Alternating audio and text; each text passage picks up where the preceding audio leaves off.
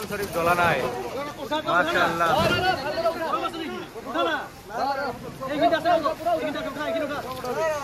কোরআন শরীফ জ্বলা নাই মাশাআল্লাহ সুবহানাল্লাহ তোর যেখানে আছেন সব জোরে খারখার কিন্তু আমার কোরআন শরীফ আল্লাহর কালাম জ্বলা না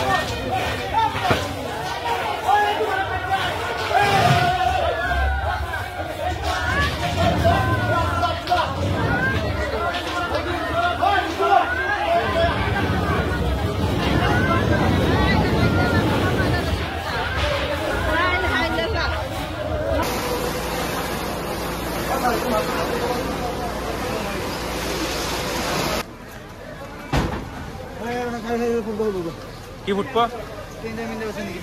একো নাই সব শেষ হয়ে গেছে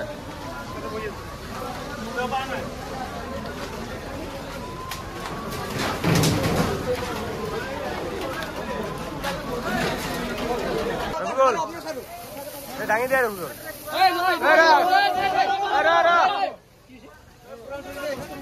কোরআন শরীফ জ্বলা নাই মাশাআল্লাহ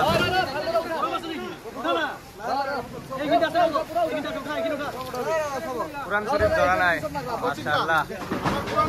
সুবহানাল্লাহ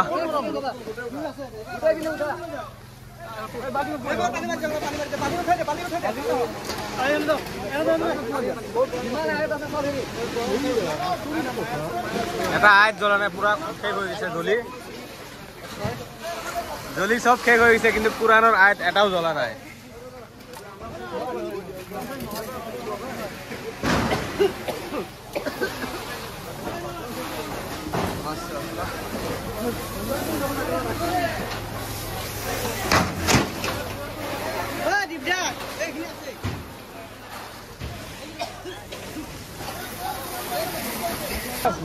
ঘর দুয়ার যেখানে আছেন সব জোরে খারখার কিন্তু আমার কোরআন শরীফ আল্লাহর কালাম জ্বলা না দুনিয়া আমি সেই সালামত পাইছি কোরআন শরীফ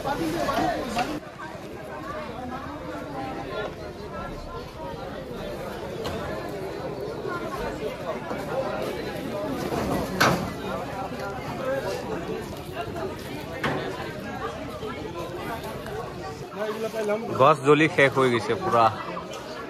এটা কঁঠাল গছ আছে কঁঠাল গছ জ্বলি শেষ কঁঠাল পকি গেছে থাকে এইটো এটা নাৰিকল গছ এইটো জ্বলি গেছে এইটো এটা কদম গছ এইটো জ্বলি গেছে হ্যাঁ সব চাফা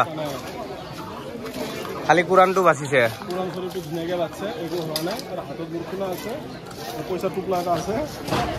আপোনালোকে চাব পাৰিছে ইয়াতে বহুত ডাঙৰ জুই লাগিছে আৰু আমাৰ এই জুইটো লাগিছে মঙলদৈ ৫ নম্বৰ ৱাৰ্ডত যিজন মানুহৰ ঘৰটো জ্বলিছে তেওঁৰ নামটো হৈছে মইনুল হক তেওঁলোক ভাইক ককাইক একেলগে আছিল দুই ভাইক আছিল তেওঁলোকৰ ৩টা ঘৰ জ্বলি গৈছে 2টা চিলিণ্ডাৰ ব্ৰাষ্ট হৈছে আৰু এটা ইণ্টাৰেষ্টিং কথা মানে ঘৰ জ্বলি পুৰি একদম চাৰখাৰ হৈ গৈছে এটা বস্তু ওলাব পৰা নাই এটা চাৰ্ট ওলাব পৰা নাই এটা ডকুমেণ্টছ ওলাব পৰা নাই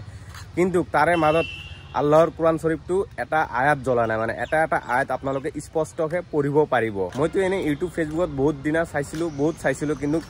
আজি মই রিয়েল দেখিছো মানে কোরআন শরীফটো জ্বলা নাই যে একদম রিয়েল সবে দেখা পাইছে